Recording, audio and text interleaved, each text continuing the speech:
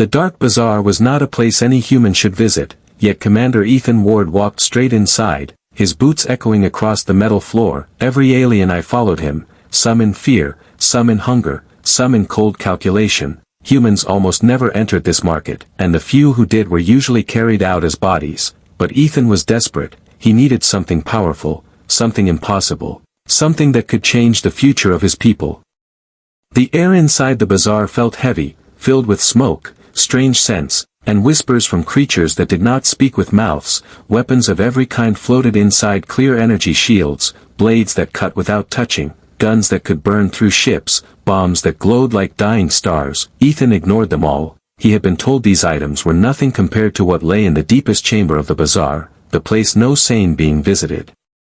He moved through the market with a soldier's focus. He passed stalls where beasts were sold for war, machines alive with strange wires, and cages that whispered as if spirits were trapped inside. The further he walked, the darker the corridor became. A merchant wearing a long black cloak blocked his path. The merchant's skin was silver, his eyes like two small moons, and his voice sounded like metal scraping against stone when he spoke. "You came for the strongest weapon, human," the merchant said. Ethan nodded once. "I need something that can stop what is coming." "What you want is not metal," the merchant replied, turning around slowly. "Follow me, but know this, once you see what we keep, there is no turning back." Ethan followed him, even though every instinct told him it was a mistake. They passed sealed doors, each thicker than the last, glowing with alien symbols. The merchant opened the final one, and a cold blue light spilled into the hallway. Ethan stepped inside and froze. There was no weapon rack. No ancient relic. No high-tech machine waiting for a buyer. Instead, a girl sat in the middle of the chamber, shackled from wrists to ankles, a metal cage closed around her head, its bars glowing with soft red lines. She looked young, maybe 17, with pale skin and dark hair that rested on the metal floor. Her body trembled, not from cold, but from something deeper, something inside her trying to escape. Ethan's voice came out low. "What is this?" The merchant smiled in a way Ethan did not like. "Your weapon." "She's a girl," Ethan said, anger rising. "I do not buy slaves." "She is not a slave," the merchant whispered, stepping closer to the cage. "She is a living weapon, stronger than any blade in this market, stronger than steel, stronger than fire, and if she wished, she could crush this entire bazaar in seconds." Ethan stared at the girl, who slowly lifted her head. Her eyes glowed with a strange blue light, as if stars lived inside them. She spoke in a small voice, "Do not remove the cage." Her words made the air feel colder.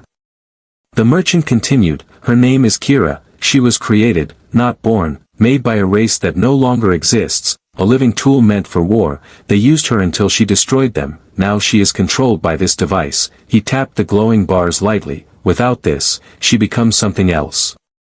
Ethan stepped closer despite the danger. He saw fear in her eyes, real fear, not the fear of pain, but the fear of becoming something she could not control.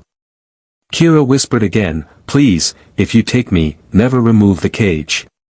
Ethan clenched his jaw. He came for a weapon to save his people, not to drag a terrified girl into more suffering. He was about to walk away when loud alarms echoed through the chamber. Red lights flashed. The merchant's smile faded. "They found you," he said, "the bazaar guards. They do not want you leaving with her." Ethan's hand went to his sidearm. Hunters were already running through the hallways, their footsteps growing louder. The merchant stepped back into the shadows. "Choose quickly, human, take the girl and live, or leave her and die." Kira crawled toward Ethan, her chains clinking softly. "If you do not take me now, they will kill you, and they will break me apart again." Her voice cracked as she spoke. The doors outside shook as guards tried to break in. Ethan's heart pounded. He looked at the girl, at the cage, at the fear in her glowing eyes. He knew she did not want to hurt anyone.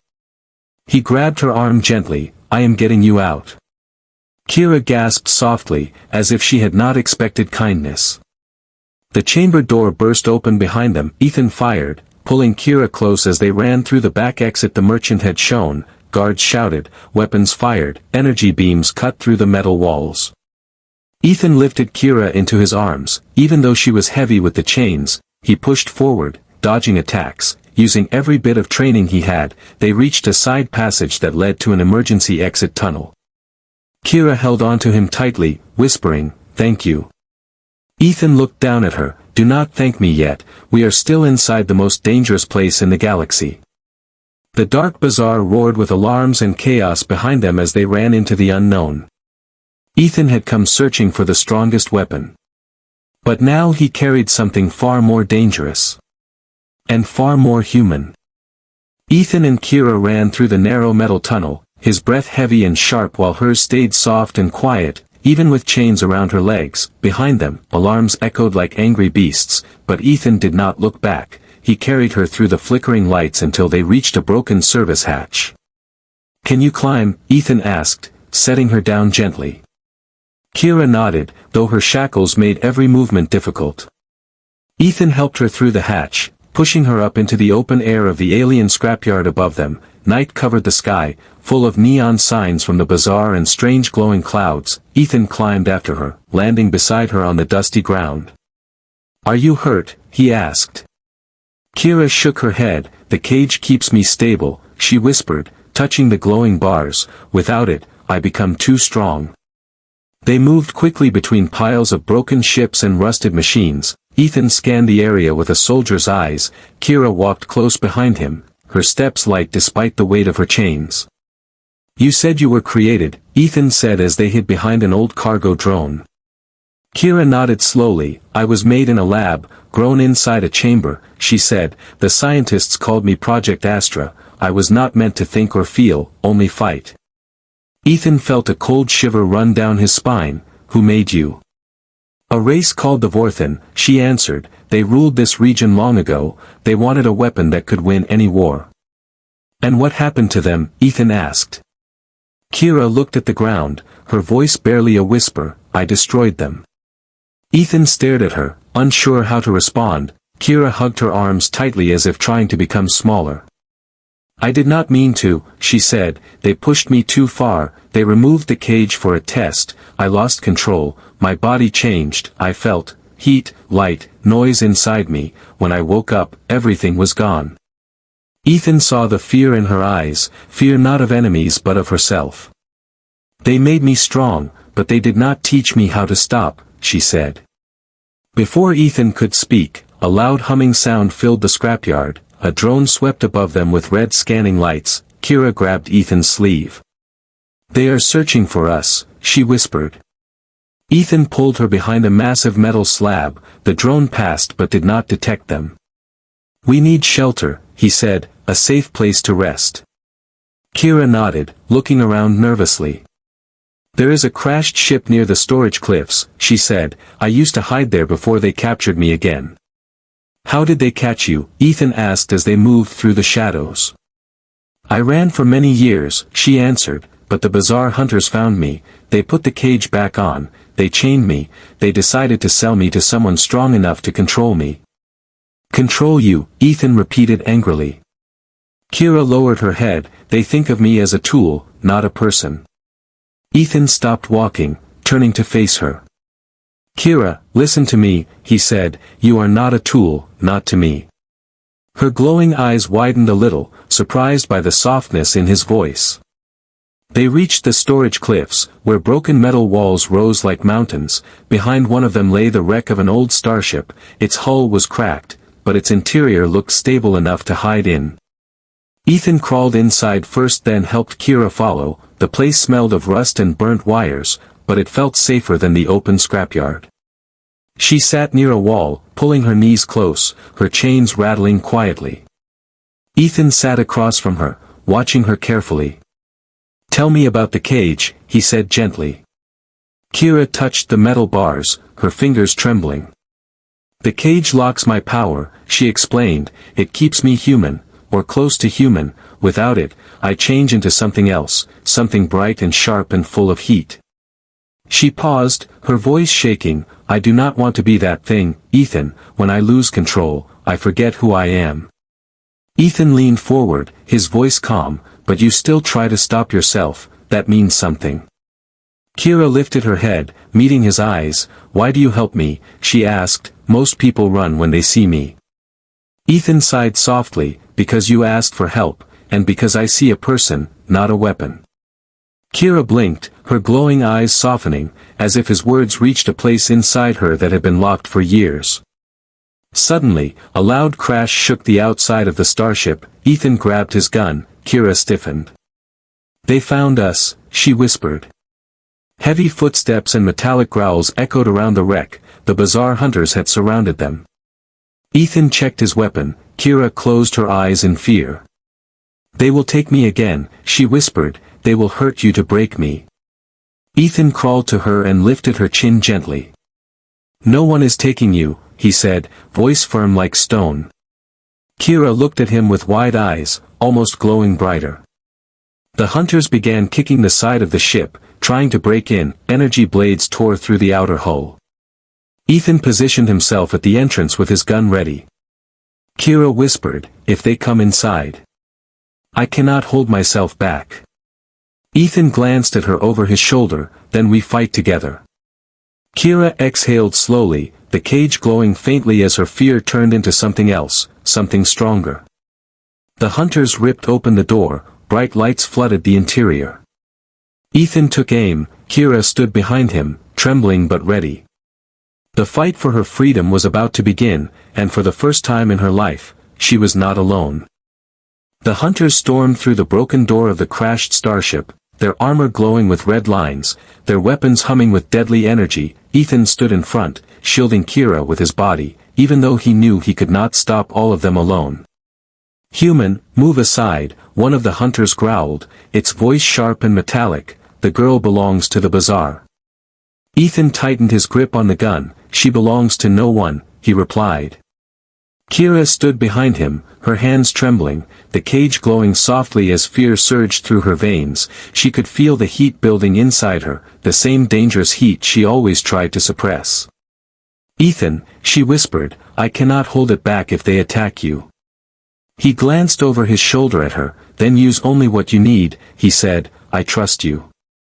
Those words shook something deep inside her. No one had ever said they trusted her, not once in her entire existence. The hunters charged, energy blades slicing through the air. Ethan dodged the first swing and shot 2 blasts, knocking one alien back, but there were too many. Bright beams rained down around him, forcing him to take cover behind a broken panel of the ship. A hunter raised a burning blade toward him, ready to strike. Kira stepped forward, her voice shaking. "Stop," she whispered. The hunter ignored her, bringing the blade down. Kira reached out with one chained hand, catching the blade in her palm. The glowing weapon hissed loudly as if angry. The alien stepped back in shock. The blade should have cut through her hand. But it didn't. Her skin glowed faintly, and her bones felt like steel. Ethan watched in disbelief as Kira pushed the hunter back with a single shove, sending the armored alien crashing into the wall. The cage on her head flickered, red lines pulsing like a heartbeat. More hunters attacked, surrounding her. Kira closed her eyes, her chains rattling as she tried to stay calm. "Do not lose control," she whispered to herself. "Do not become the other thing." A hunter fired a plasma shot at her. Ethan shouted, "Kira, move."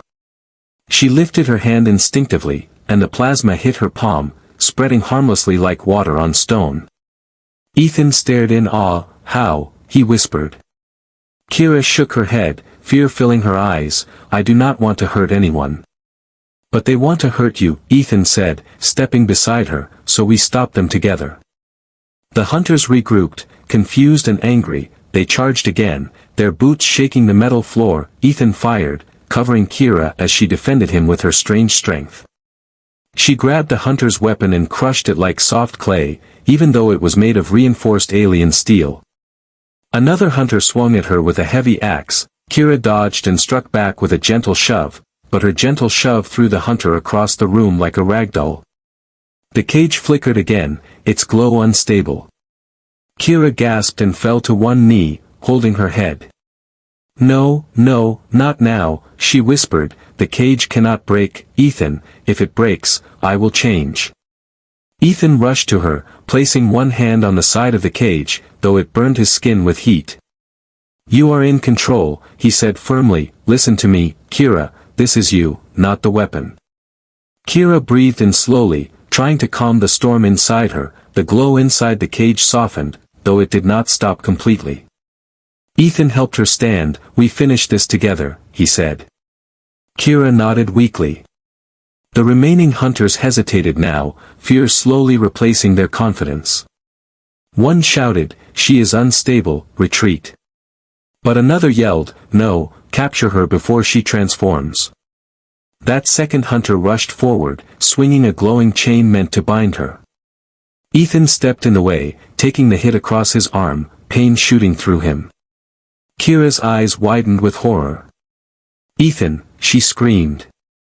Something inside her snapped, not in anger, but in fear for him. The cage glowed white, the brightest it ever had, lines of energy crawling across its bars like lightning. Kira moved with impossible speed, faster than thought. One moment she stood behind Ethan, the next she was in front of him, blocking the next blow. Her chains heated and melted off her wrists, falling to the ground in glowing pieces. The hunters froze in terror. "Too late," one whispered, "she is awakening." Kira grabbed the nearest hunter and lifted him off the ground effortlessly, her glowing eyes burning through her tears. "Do not hurt him again," she said in a soft, cracked voice. The hunters dropped their weapons and ran, their fear louder than their footsteps. Within seconds, the starship was silent again, only Ethan's breathing and Kira's trembling filled the air. Kira collapsed to her knees, the cage dimming but still cracked with glowing lines. "I almost changed," she whispered, her voice shaking. "I did not want to, but I almost did." Ethan knelt beside her, gently placing a hand on her shoulder. "You did not lose control," he said, "you protected me, and you stopped yourself. You are stronger than what they made you to be." Kira looked at him with wide, glowing eyes, tears running down her cheeks. "No one has ever said that," she whispered. Ethan helped her stand, supporting her weight as the cage flickered softly. But deep inside, Kira knew the truth. The cage was cracking. And once it broke, her true form would escape. And she had no idea if Ethan would still see her as a person once that happened. Ethan guided Kira out of the wrecked starship, moving slowly because she was weak from the fight. The night felt colder now, and the glowing cracks in her cage pulsed like small lightning cracks. Ethan kept one arm around her to support her, even though she insisted she could walk on her own. "I am fine," Kira whispered, her voice shaky. "You are not," Ethan replied gently, "and it is okay to not be fine." Kira lowered her head, surprised again by his kindness. They moved deeper into the scrapyard, staying low behind broken engines and rusted metal towers. The bizarre hunters had retreated for now, but they would return, and next time they would bring bigger weapons, heavier soldiers, maybe even machines designed to restrain her. "We cannot stay here," Ethan said, scanning the shadows. "We need a real shelter, somewhere safe." Kira hesitated before speaking. "There is an old hideout beneath the cliff tunnels," she said. "I lived there for a short time before they caught me." Ethan nodded and followed her guidance through the maze of metal ruins. The air grew colder as they walked. Kira shivered, not from temperature but from fear. "Ethan," she said quietly, "the cage is breaking." He glanced at the cracks, glowing brighter each minute. "We will fix it," he said, though he had no idea how. They reached a dark tunnel entrance in the side of a cliff. Kira led him inside, stepping carefully over fallen stones and old metal plates. "This place is forgotten," she said, her voice echoing softly. "No one comes here anymore."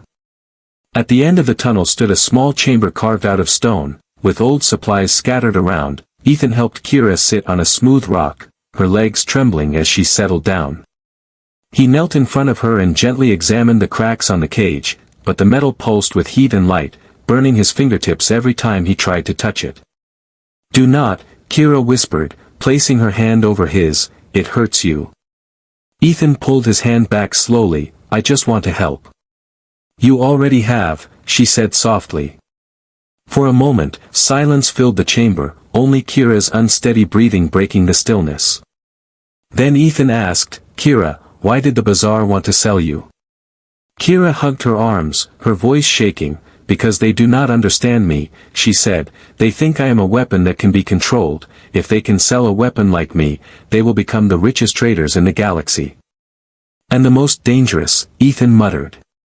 Kira nodded, they fear what I can become, so they put this cage on me and chain me like an object. Ethan clenched his jaw, anger burning inside him. You are not an object, not to me, he said. Kira looked up slowly, her glowing eyes softening. I wish the rest of the galaxy could see me the way you do. Before Ethan could respond, a loud rumble echoed through the tunnel, the ground shook, dust falling from the ceiling. Kira gasped, they found us. Ethan grabbed his weapon and moved to the entrance, peeking outside. In the distance he saw lights, many lights, dozens of them moving like a swarm of angry stars. They brought half the bazaar with them, Ethan whispered. Mechanical footsteps thundered across the metal scrap plains, giant war beasts roared, and hunter soldiers formed tight formation lines. They had come prepared this time. Kira stood slowly, leaning against the wall. Ethan, you must leave me, she whispered. Ethan spun around, shocked. What are you talking about? You cannot fight all of them, she said, her voice trembling. They will kill you, and they will take me back. I cannot let that happen. Ethan shook his head, anger and disbelief mixing in his voice. I am not leaving you, Kira. You do not understand, she whispered softly. If they push me too far, the cage will break completely, and when it breaks, I will not be me anymore. Ethan stepped closer, placing his hands on her shoulders. Kira, listen to me, you are not a monster, you are not a weapon, you are someone who wants to choose her own life. Kira lowered her head, tears glowing on her cheeks. But if I lose control, I might hurt you. I am not afraid of you, Ethan said firmly, I am afraid of losing you. Her breath caught in her throat, a trembling sound escaping her lips. Outside, the hunters roared their command, their leader shouting. Human, surrender the weapon, or die with her. Ethan raised his gun, standing tall in the entrance of the chamber. They are not taking you, he said without hesitation. Kira stepped beside him, even though her legs shook with fear. If they force me to fight, she whispered, I do not know how much of myself I can keep. Ethan glanced at her with a small, steady smile. Then I will remind you, he said. Kira's glowing eyes softened, her breath calming slightly. The ground trembled again as hunters moved closer. Kira's cage glowed brighter, cracks spreading as her fear mixed with rising energy inside her. The storm within her was waking up. The hunters raised their weapons, lasers humming with deadly power. Kira took one shaky breath, her voice barely a whisper. Ethan, if the cage breaks, promise you will not run from me. Ethan did not look away. I promise. Kira closed her eyes, preparing for what might come. Because freedom had a price. And tonight, she would pay it. The hunters marched toward the cliff tunnel like a moving wall of metal and hate, their weapons glowing, their machines roaring. Ethan stood at the entrance with his gun raised. Kira stood beside him, trembling as the cracks in her cage glowed brighter with each heartbeat. The leader of the hunters stepped forward, his voice echoing like thunder. Human, step away and surrender the weapon. Ethan did not move. She is not a weapon, he replied calmly. The hunter laughed, a cold, sharp sound. She is a tool, created to obey, created to kill, created to serve. Kira flinched as if the word stabbed deeper than any blade. Ethan took a single step forward, blocking their view of her. She chooses her own path now, he said. The hunter leader raised his hand, signaling attack. Then both of you will die, he growled. The soldiers fired at once, a rain of energy crashing toward the tunnel. Ethan pushed Kira down behind a rock, shielding her with his body even though he knew it was suicide. Kira, run, he shouted.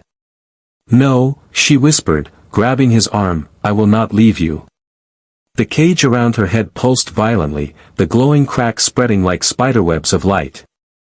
Ethan looked into her eyes. Kira, listen to me, you are not a monster, you are not what they say. Her breath trembled as the energy inside her swelled like a rising storm. I am scared, she whispered, her voice breaking.